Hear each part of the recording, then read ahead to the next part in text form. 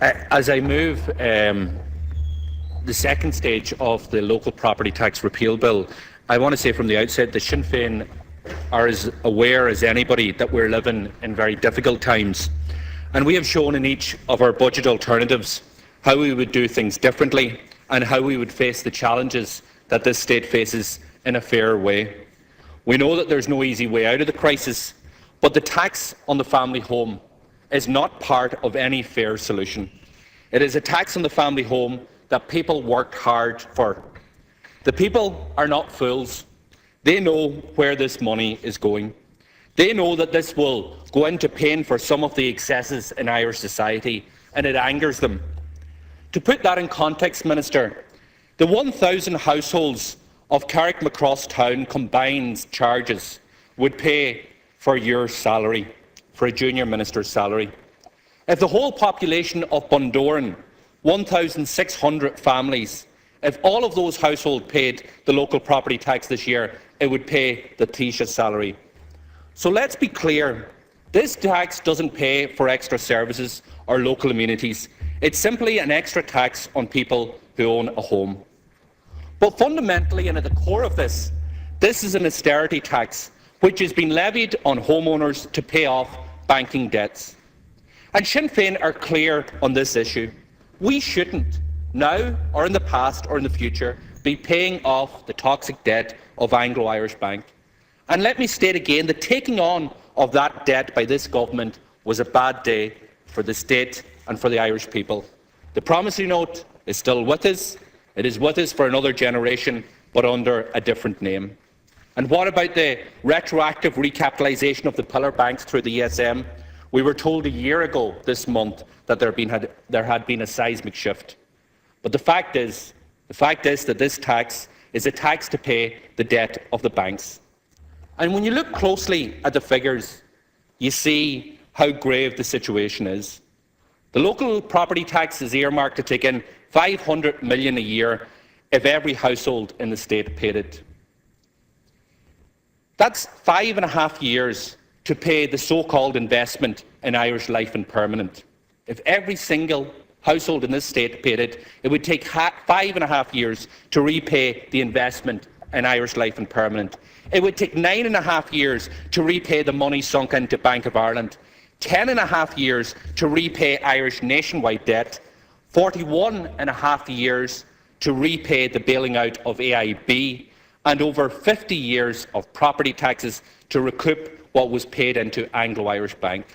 So overall, Minister, that is 125 years of property tax returns, year after year after year, for 125 years, just simply to pay off the toxic banking debt.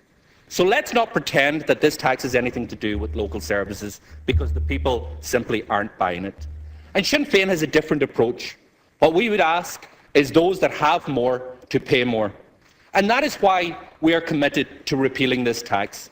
And that is why we have given a commitment, if we have the privilege of being elected to government in the future, after the next election, we will scrap this tax.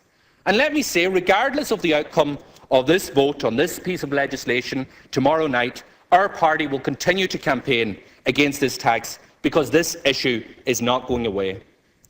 From next January, the anger will increase right across the state as people have to pay a whole year's charge. That is double what is due this year. And then the following January, they will see in the legislation that county councils across the state can increase the charge by 15%. And we know what Fine Gael and Labour councillors are likely to do. But equally, councils will have the power to decrease the tax, and every Sinn Féin candidate throughout the state who is successful in next year's local election will be mandated to vote to reduce the charge by the maximum allowable of 15% as soon as possible. This bill tonight is part of our alternative. It is a bill that is simple, with a very simple aim: to scrap the tax on the family home and to refund anybody who has paid this tax this year. And any of our alternatives, or a combination of any of our alternatives, would replace the revenue lost. And we have provided them to the Department of Finance, to the Minister of Finance, the Minister for Social Protection and others in our alternative budget last year.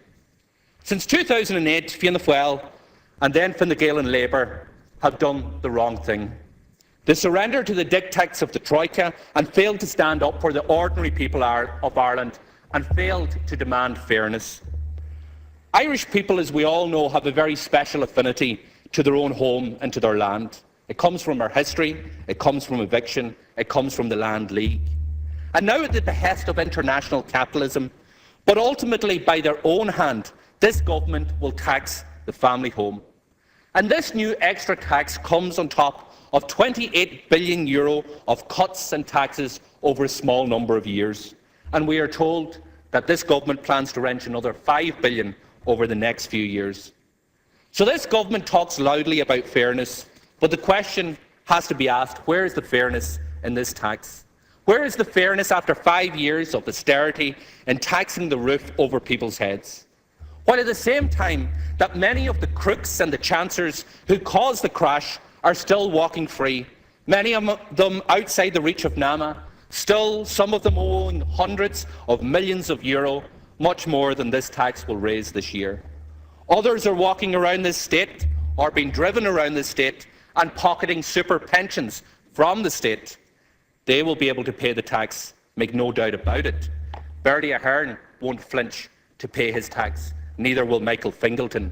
But thousands upon thousands of other people simply won't be able to pay, and many others who have paid or who will pay will have made serious and major sacrifices and disturbances in their own life to appease this government. And those who can't pay will be penalised with interest payments or will have it siphoned off them out of their pockets, out of their pensions, out of their salaries, out of their social welfare payments. Where is the fairness in that? The cynicism with which this government is bringing in this tax is typical of an arrogant government which is out of touch with the effects of their policies is having on the ordinary people of Ireland. And Sinn Féin has shown how we can reach our deficit targets, but do it in a different way, in a fair way. We've shown how a wealth tax, which the legislation we have written on assets above €1 million and excluding working farms and businesses, could bring in more than this tax is earmarked to bring in. We have shown how there's room to increase capital gain tax and capital acquisition tax.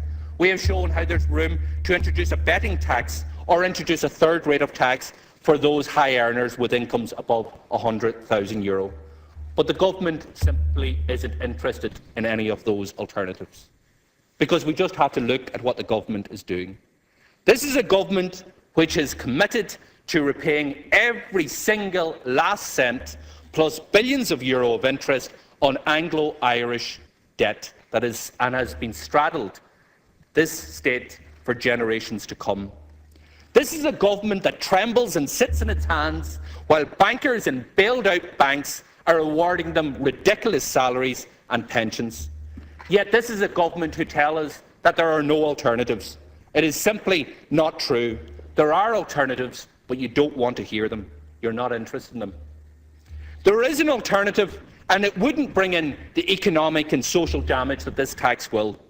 This tax, let there be no doubt about it, will push more people into mortgage arrears, and others will see the threat of repossession progressed, particularly now as a result of the safeguard in the Dunn judgment being removed by this government.